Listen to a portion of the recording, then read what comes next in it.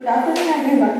I would like to welcome you all for the plenary session of Mr. Tahir Sayed sir on the topic Challenges in Adopting Smart Manufacturing in India. But before starting with the session, I would like to call Dr. S.P. Ram sir to present sampling to Mr. Tahir sir.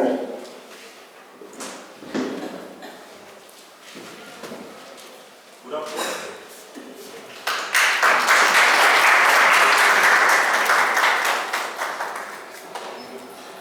I would request Dr. Elianjikar sir to present sampling to Vikas Singh sir, Regional Service Manager, JCB India.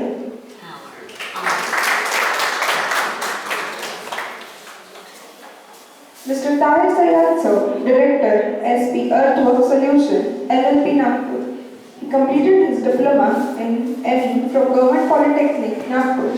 Sir has over 8 years of experience as Senior Manager in Product Support at JCB India Limited, Regional Office, Nagpur and Raipur. Deputy Manager, Service Marketing at Ashok Leyland Limited, 6 years experience and Assistant Manager, Customer Support at Tata Hitachi Construction Machinery Company Private Limited. Now, I would like to call Mr. Tahir sir to start with the session. Thank you, ma'am.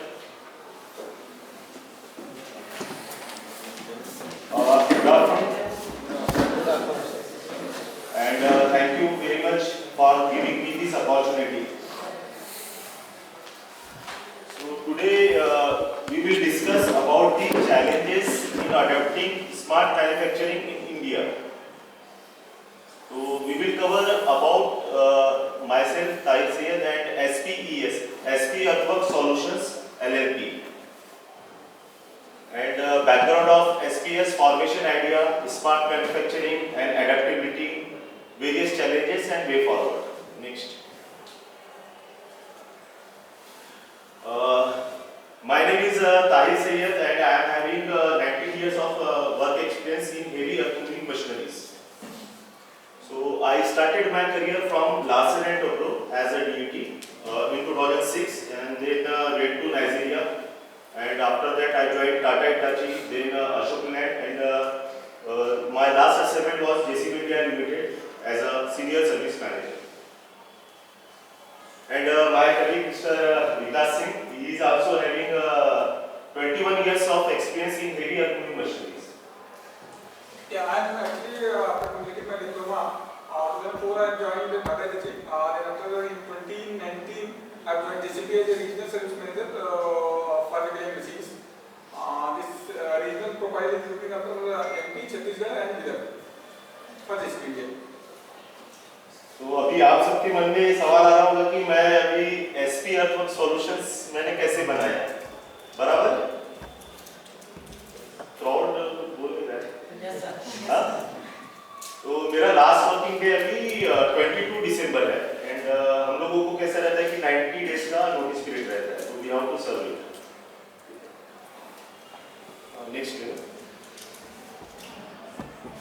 विकास जी के बारे में थोड़ा information है, उन्होंने तो बता ही दिया. Next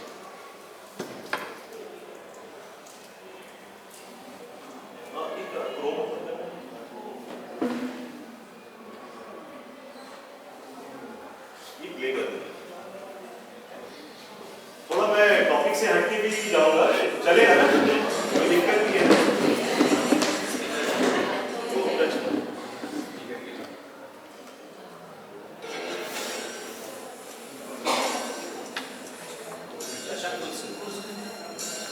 नहीं होगा.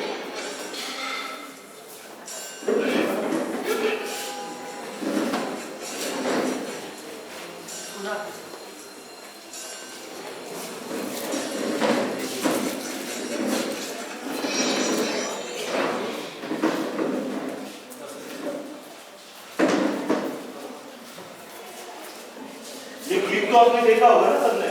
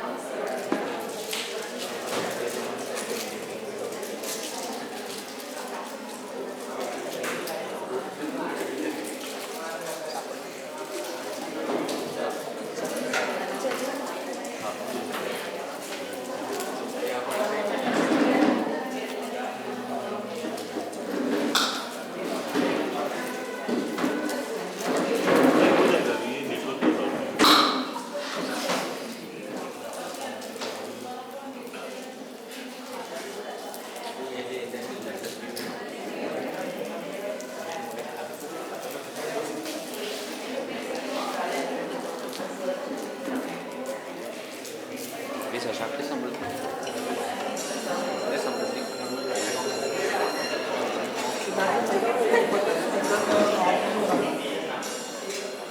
itu aku jalan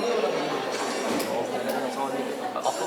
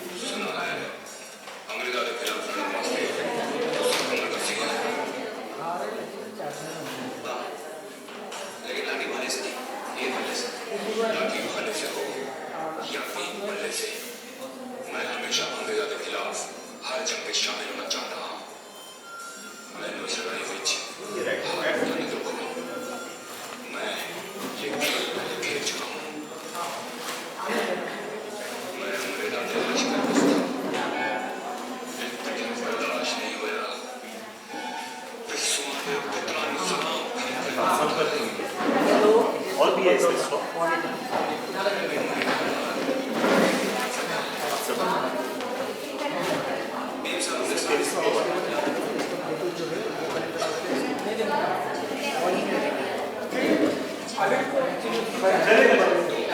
Not an issue.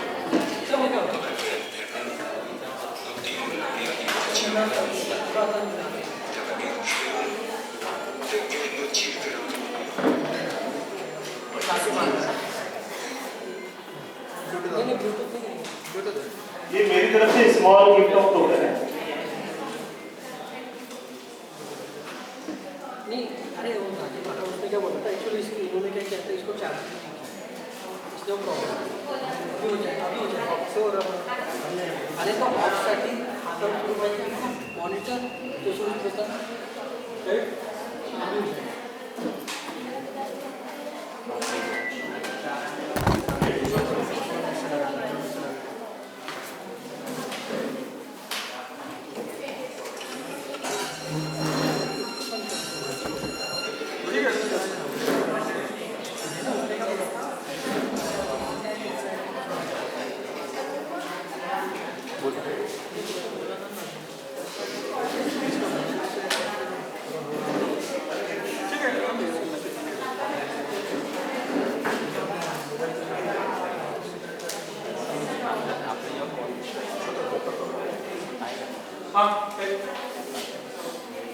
हे दोन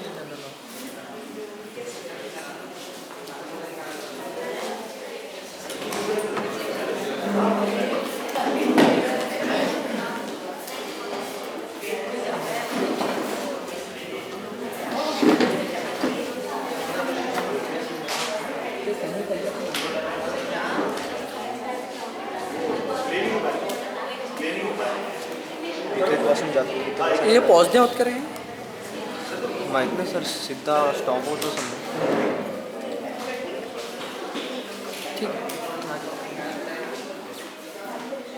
एसपी अर्थवत सॉल्यूशन हम दो लोगों ने मिलकर बनाया है, रिसेंटली फॉर्म किया है और इसमें मेरे साथ जो मेरे पार्टनर है वो नेशनल हेड है जेसीबी इंडिया लिमिटेड के, 19 को वो नागपुर आ जाएंगे। नेक्स्ट टाइम जब भी हमको ये अपॉर्चुनिटी मिलेगी तो डेफिनेटली हम उनको भी साथ में लेके आएंगे अपना एक्सपीरियंस शेयर करने के लिए। इसमें अभी हम लोगों ने सोलर का भी एक प्रोजेक्ट ऐड किया है और मेनली हम लोग डील करेंगे कंस्ट्रक्शन इक्विपमेंट में। आप सभी ने कंस्ट्रक्शन इक्विपमेंट देखा है, earthquake machinery, excavator, dozer, cranes, तो उसी के हम लोग spare parts and workshop related overall सारा चीजें हम सब करेंगे। तो हमारा 3 साल में 25 करोड़ कंपनी बनाने का प्लानिंग है। उसके हिसाब से हम लोगों ने अलग अलग वर्टिकल बनाना शुरू किया है। एक जस्ट ब्रीफ कर देना चाहता हूँ, ये जो मशीन्स रोड पे दिखती है जिसको सब लोग जेसीबी बोलते हैं, actually JCB is a manufacturer, not a machine, not a model. There is a different model जो व्हील्स पे दिखता रहता है, उसको बैकवर्ड ऑटो बोलते हैं। नॉर्मली सभी को सब लोग जेसीबी बोल देते हैं। JCB is a big manufacturer, around 85% market share है, इसलिए सब लोग सारी मशीन्स को जेसीबी बोल देते हैं। But there are lot of manufacturer, जैसे टाटा जेसीबी है, वोल्वो है, सभी कुछ है। बट मार्केट में सभी लोग जस्ट लाइक पुराने समय में वो एक वनस्पति घी आता था, डालडा बोल देते थे, अभी जेरॉक्स बोल देते हैं। It's xerox A machine, just like that JCB बोल देते हैं, that is a machine for a different model. जो व्हील मशीन रहता है उसको बैकवर्ड ऑटो बोलते हैं, जो चैन माउंटेड रहता है उसको एक्सवेटर बोलते हैं।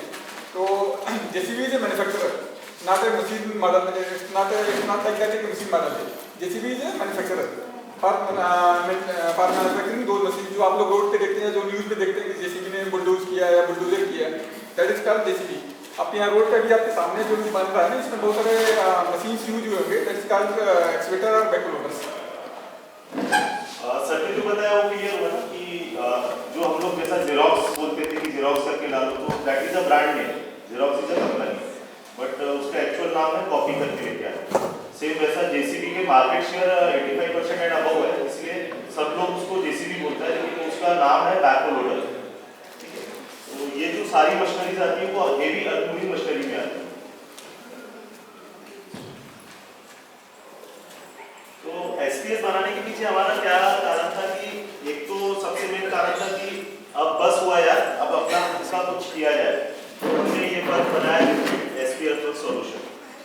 और दूसरा रीजन ये भी था कि इंडिया जो है पहले क्या था कि कॉस्ट बेस्ड मैन्युफैक्चरिंग करता था। इंडिया में ज़्यादातर लोग जो थे वो कॉस्ट बेस्ड मैन्युफैक्चरिंग करते थे, बट अभी इंडिया जो है वो टेक्नोलॉजी ड्रिवन मैन्युफैक्चरिंग की तरफ बढ़ रहा है। तो यही सही समय है कि अपना टैलेंट दिखाने का और इंडिया की इकोनॉमी में ढूंढने का। तो हमारा सपना था कि हम एक फर्म बनाए, फिर इसमें हमने अलग अलग वर्टिकल्स बनाया, जैसा मैंने बताया आपको कि हम लोग पहले डील करेंगे स्पेयर पार्ट्स में, फिर ओवरऑलिंग में डील करेंगे, फिर उसके बाद सोलर पैनल भी हमने ऐड किया, फिर साथ साथ में ये ट्रेनिंग का जो हम लोग भी एक अलग से ऑर्गेनाइज वे में ट्रेनिंग का भी हम करेंगे, हमारे खुद के क्लासरूम्स रहेंगे। तो अभी हमने उसके लिए लैंड भी एक्वायर किया है, तो उसका भी हम लोग अलग से प्लानिंग कर रहे हैं। एक्चुअली ये स्लाइड दिखाने के पीछे मकसद यही था कि आपने यहाँ पे जो सिर्फ हम नौकरी या जस्ट जॉब के लिए ड्राइव नहीं देना है, we have to prepare our child for the startups. It's not only कि हम आईआईटी में जो बड़े बड़े स्टार्टअप्स करते हैं, करोड़ों बिलियन डॉलर्स में स्टार्टअप करते हैं, वैसा नहीं है। हमें छोटे छोटे स्तर पे टायर 2 टायर 3 कॉलेजेस में भी लोगों को तैयार करना पड़ेगा अपना स्टार्टअप, अपना खुद का स्टार्टअप करने के लिए, other than their job orientation. Is the only reason to show this slide.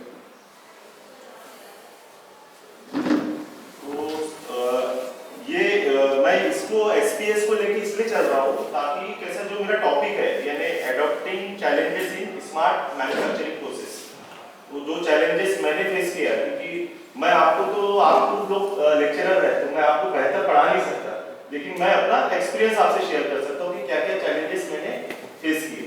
तो आपके लिए भी अगर आपके स्टूडेंट्स को आपको तैयार करना है तो इंजीनियरिंग जो भी एजुकेशन है उसको इंडस्ट्रीज के साथ इन्वॉल्व करना पड़ेगा, यानी इंडस्ट्री एंड इंजीनियरिंग एजुकेशन को एक ही छत के नीचे काम करना पड़ेगा, तभी जाके हमारा स्मार्ट मैन्युफैक्चरिंग का जो सपना है वो पूरा हो सकेगा इंडिया में।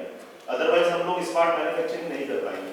हो रहे हैं, पहले भी होता था, ऑटोमेशन थे पहले भी पीएलसी थी, बट अभी भी हम वो स्टेप पे नहीं पहुंच पाए जो कि बाकी देश पहुंच चुके हैं। जैसा कि मैं एक एग्जांपल देना चाहूंगा, नाइजीरिया में हमारे पास जो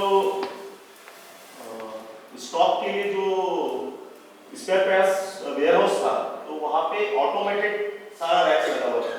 सिर्फ हमको एक कमांड देना पड़ता था कंप्यूटर में कि ये पर्टिकुलर पार्ट नंबर चाहिए। जैसे सपोज करो मुझे कोई गियर चाहिए इंजन का, तो मैंने इंजन का गियर का पार्ट नंबर डाला, तो पर्टिकुलरली वो रैक नीचे आ जाएगा। इतना ऑटोमेशन उस जमाने में, यानी मैं बात कर रहा हूँ 2008 एंड 9। और अभी हम लोग करिकुलम में अभी डाला है स्मार्ट मैन्युफैक्चरिंग, तो हम लोग काफी पीछे है। तो इंडस्ट्री को आपको इन्वॉल्व करना पड़ेगा इंजीनियरिंग एजुकेशन में। तो हमारा बाकी का तो सब चीजें हमने क्या हुआ था कि सबसे पहले तो डॉक्यूमेंटेशन करना है। कोई भी अगर आपको स्टार्टअप करना है या मैन्युफैक्चरिंग प्रोसेस स्टार्ट करनी है तो डॉक्यूमेंटेशन करना है, ठीक है। फिर उसके बाद आपको पैसा देखना पड़ेगा, क्योंकि बिना पैसे के तो कुछ हो नहीं पाता। फंडिंग्स देखना पड़ेगा, बैंकिंग देखना पड़ेगा, है ना। अभी आप नेक्स्ट स्लाइड देखिए।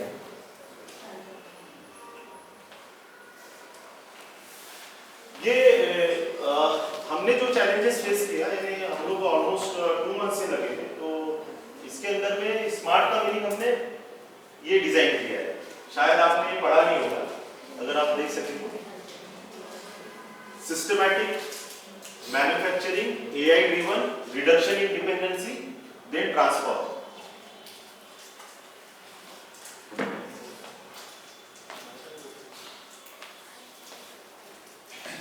ऐसे ने सिस्टमैटिक, इसमें 2-3 चीजें जैसा मैंने पहले बताया आपको, एक तो जॉब सीकर्स तो रहेंगे, प्लस अपने कोई स्टार्टअप के लिए तैयार करना है। वो तो ऐसा नहीं कि सभी को ये निकाल ही बनाएगा, छोटे स्तर से शुरू कर सकते हैं। फर्स्ट चीज। सेकंड चीज, AI को अपना थ्रेट नहीं समझना चाहिए। AI मतलब होना चाहिए AI हमको सपोर्ट करेगा, AI को थ्रेट नहीं समझना चाहिए। वही इस साइड में AI is not threat for